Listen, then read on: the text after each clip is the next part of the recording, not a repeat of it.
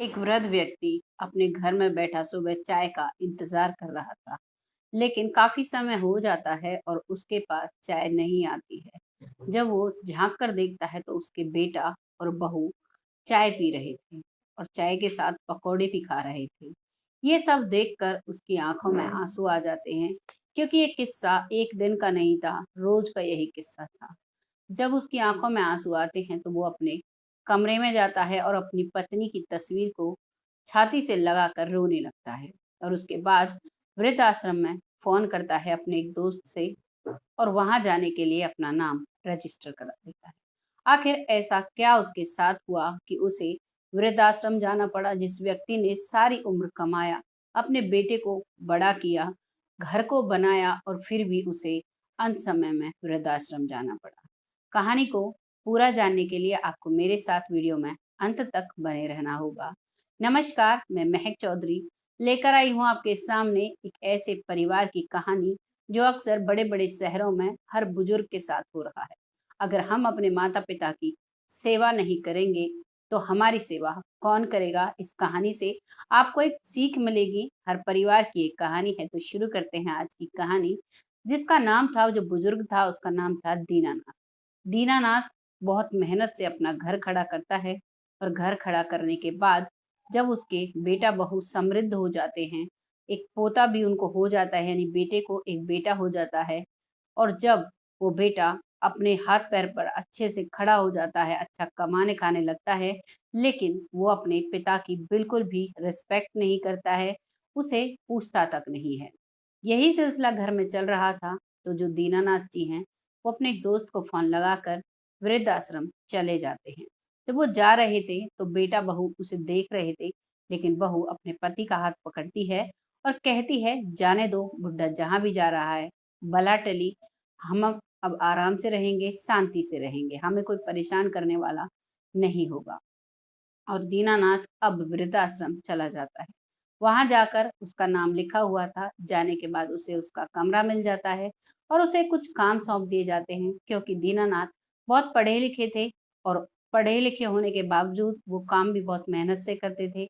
अपने घर पर भी काफ़ी सारे काम किया करते थे, जो एक बुज़ुर्ग के एक हक में होता है, जितनी उसमें ताकत होती है। हर बुज़ुर्ग, हमारे जो बुज़ुर्ग लोग हैं, वो कहते हुए आए हैं, जो घर का बड़ा बूढ़ा होता है, वो घर के लिए एक ताले से भी, मतलब आप कैसे भी उनके भरोसे घर को छोड़ के जा सकते हो। लेकिन आज की जो जनरेशन है वो इस चीज़ को नहीं समझ रही है। वृद्धाश्रम की तादाद बढ़ती जा रही है। बहुत से लोगों को वृद्धाश्रम में छोड़ा जा रहा है और वैसे ही वो वहाँ रहते हैं। सुबह-शाम व्यायाम करते हैं और व्यायाम के बाद वो कविताएँ लिखा करते हैं। उन कविताओं को लिखते-लिखते उनकी आँखों में आँसू भी आ जाते हैं। लेकिन वो उनमें घुल-मिल गए थे, वहाँ पर जो बुजुर्ग थे, उनमें कई उनके दोस्त भी थे। वो दोस्त भी कहते हैं कि भाई, तुमने तो बहुत कमाया, लेकिन फिर भी देखो कैसे बेटा-बहू मिले हैं जिन्होंने तुम्हें भी घर से निकाल दिया। वो ये बात सुनता है और फिर से अपने काम में लग जाता है। कुछ दिन तक वो परेशान सा रहता है, लेकिन अब उसका बहुत अच्छे से वहाँ मन लग रहा था। लेकिन एक दिन क्या होता है, जब वो लोग सभी व्यायाम करने के बाद अपने-अपने कामों को कर रहे थे, किसी को बागबानी का काम दिया गया था, जिसका जैसा शरीर काम करता था, वैसा ही वृद्धाश्रम में उसे काम मिल जाता था।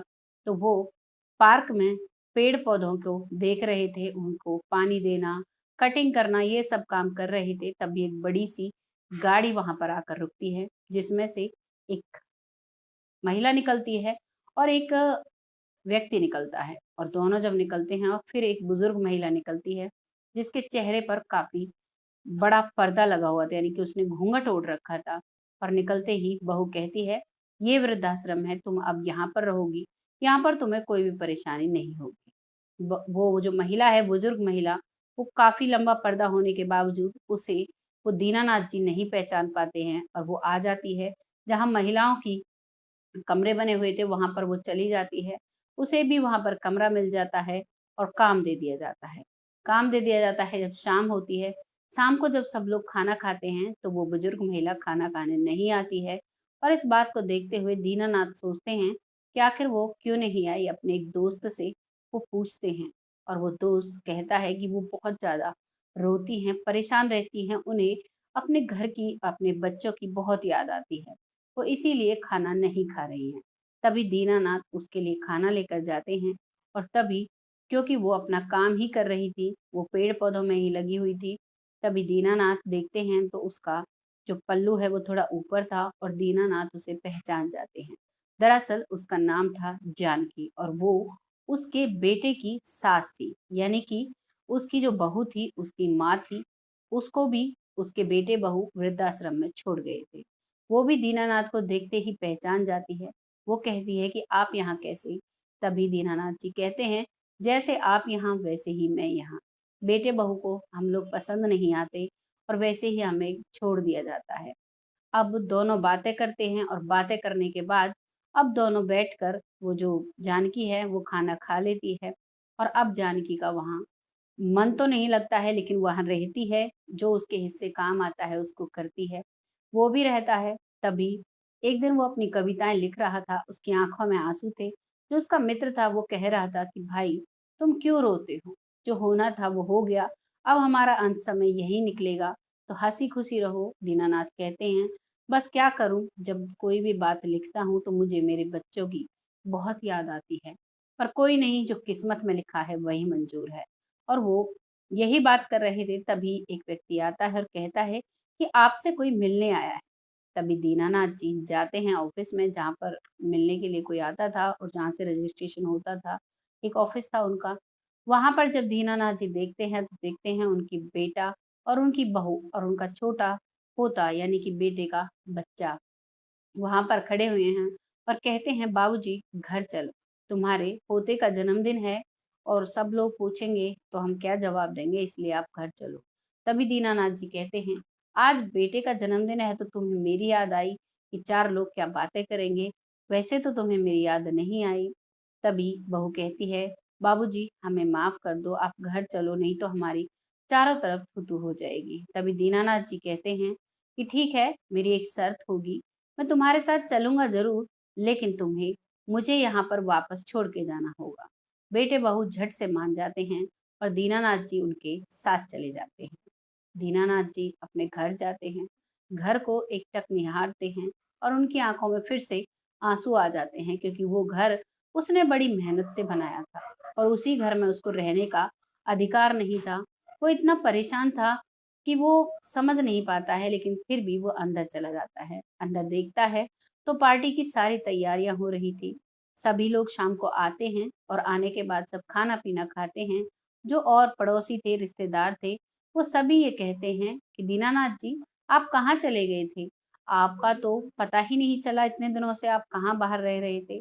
तभी दीनानाथ कहता है कि मैं अपनी रिश्तेदारी में चला गया था। बस अब बुढ़ापा है, कहीं भी टाइम कट जाए तो काफ़ी है। वो इतनी समझदारी से काम लेते हैं। ये सब कुछ उसके बेटा-बहू देख रहे थे लेकिन फिर भी ये नहीं कहते हैं कि तुम यहीं रहो, मत जाना, कुछ नहीं कहते हैं। होता है वो बार-बार आकर दादाजी के गले लग जाता है। कहते हैं मूल से ब्याज प्यारा होता है और वो दादा अपने पोते के मुँह में चला आता है उनके साथ। पार्टी होने के बाद काफ़ी रात हो जाती है। रात को एक और तस्वीर उसकी पत्नी की लगी हुई थी। उससे जाकर बातें करने लगते हैं कि अच्छा हुआ तुम भगवान के पास चली गई, नहीं तो तुम्हें भी शायद मेरे साथ वृद्धाश्रम में रहना पड़ता। और वो ऐसे बातें करते-करते सो जाता है। सुबह होती है तो बहू आती है और कहती है, "बाबूजी चलो आपको वृद्धाश्रम छोड़ आती हूँ।" और वो बुजुर्ग व्यक्ति तैयार हो जाता है, कहता है चलो। चलता है, उनके साथ बैठकर अपने व उसी वृद्धाश्रम में वो चला जाता है। वहाँ जाता है, बहू उसको छोड़ कर आने लगती है, तभी दीनानाथ जी कहते हैं कि जो तुम्हें दिखाना चाहिए था वो तो मैंने नहीं दिखाया। बहू थोड़ी देर इंतज़ार करो, मुझे तुम्हें किसी से मिलाना है। बहू सोचती है किसी अपने दोस्त से मिलाएँगे। वो खड़ी हो जाती है और दीनानाथ जी अंदर जाते हैं। अंदर जाने के बाद जो बहू है उसकी माँ जानकी को लेकर आते हैं। जैसे ही वो अपनी माँ को जानकी को देखती है वो बहू, वो झट से उसके गले लग जाती है। साथ में उसका बेटा भी था जो दीनानाथ जी हैं, वो भी कहता है कि मम्मी आप यहाँ कैसे? जो बहू है वो भी कहती है मम्मी आप यहाँ कैसे? मेरी भाभी से हर रोज़ बात होती है लेकिन वो यही कहती है कि मम्मी तो 4 धाम की यात्रा पर गई हैं, लेकिन आपको तो इन्होंने वृद्धाश्रम में छोड़ दिया। वो बहुत गलत हैं, उन्होंने बहुत गलत किया। वो आपकी सेवा नहीं कर सकती तो मुझे बता सकती थी, मैं कर लेती। ये सब दीनानाथ जी सुन रहे थे, चुप खड़े थे, लेकिन यहाँ पर जो जानकी कहती है, उसे सुनकर बेटी की अक्ल ठिकाने आ जाती है। वो कहती है कि तुम मुझे क्या लेकर जाओगी? तुमने तो खुद ही अपने ससुर को यहाँ वृद्धाश्रम में छोड़ दिया। भाभी को गलत कहने से पहले अपने गिरेबान में झाँको। क्या तुमने सही किया? एक बुजुर्ग व्यक्ति को वृद्धाश्रम में छोड़ दिया, जिसको जब सबसे ज़्यादा अपनों की ज़रूरत होती है, अपने बच्चों को जिसका देखने का मन करता है, जो खाली हो जाता है, जिसके पास काम नहीं रहता, वो घर के छोटे-छोटे कामों में हाथ बढ़ाता है, उसे ही तुमने वृद्धाश्रम में छोड़ दिया। ये सब बातें सुनकर बहू की जो वो बेटी थी जानकी जी की, उसकी आँखें शर्म से झुक जाती हैं और वो कहती हैं, "माँ हमें माफ़ कर दो, बाबूजी हमें माफ़ कर दो, हमारे साथ चलो।" तभी दीनानाथ जी कहते हैं, "हमें तुम्हारे साथ कहीं नहीं जाना, हम तो यहीं पर खुश हैं, हमें यहीं पर रहना है, हमें नहीं जाना।" उधर जानकी जी भी कह देती हैं, "क्या मेरी बहू को तुम कहोगी जब तुम खुद ही अपना परिवार अच्छे से नहीं चला सकती, अपने घर के बुजुर्ग की सेवा नहीं कर सकती, तो तुम मेरी क्या सेवा करोगी? तुम अपने घर मस्ती से रहो, हम यहाँ पर बहुत शांति से रहते हैं।" और उस समय जो जानकी जी, वो भी एक आह भरती हैं और वापस मुड़ जाती हैं। साथ ही साथ दीनानाथ भी चले जाते हैं। बेटे और बहू और उस लड़की की माँ, उस लड़की की बेटी रोते हुए वापस अपने घर चले जाते हैं और अपने आप को बार-बार कोसते रहते हैं। ये कहानी हर परिवार की है।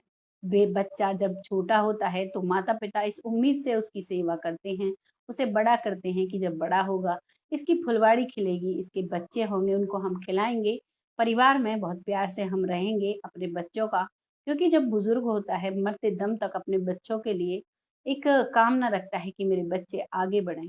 संसार में एक पिता और माता होती है, जो बच्चों को अपने से आगे बढ़ता हुआ देखना चाहती है। और आज की जो नई पीढ़ी है, वो नहीं चाहती कि वो ही बूढ़े-बड़े उनके साथ रहें। वो उनको 1 मिनट नहीं लगाती वृद्धाश्रम में छोड़ने के लिए। ये रेशो शहरों में बहुत ज़्यादा हो रहा है। गाँव में अभी अच्छा माहौल है, गाँव के लोग अभी भी भोले हैं, समझते हैं, प्यार को समझते हैं, लेकिन शहरों के लोग पढ़े-लिखे होने के बाद भी इन चीज़ों को नहीं समझते कि माता-पिता से बड़ा कोई धन नहीं होता। इस कहानी को लाने का मेरा सिर्फ़ एक ही उद्देश्य था कि जो भी इसको सुन रहा है अपने माता-पिता से प्यार करें क्योंकि उनसे बड़ा धन हमारे पास नहीं होता। भगवान राम की कहानी आपने सुनी होगी रामायण जिसमें पिता के एक आदेश पर राम भगवान ने 14 वर्ष का वनवास काटा था। वो इतना प्यार अपने पिता को करते थे कि उनके लिए उन्होंने 14 वर्ष निछावर कर दिए। लेकिन घर में जब बुजुर्ग होता है, तो जब वो काम छोड़ता है उसके बाद मुश्किल से 10-15 साल वो जीता है, हँसी-खुशी अपने परिवार को देखने के लिए लेकिन वही लोग क्या करते हैं, उन माता-पिता को उस प्यार से वंचित कर देते हैं। आपको जैसा भी लगा है, इस कहानी के बारे में कमेंट ज़रूर कीजिएगा और इस कहानी को एक शेयर ज़रूर दीजिएगा जिससे कि लोगों में थोड़ी सद्बुद्धि आए, अपने माता-पिता के प्यार को समझें। कहानी ज़रा भी अच्छी लगी है तो मेरे चैनल को सब्सक्राइब कर लीजिए। ऐसी ही कहानियाँ मैं इस पर लेकर आती हूँ। बहुत जल्द फिर से एक सच्ची घटना लेकर आती हूँ। तब तक के लिए जय हिंद, जय भारत।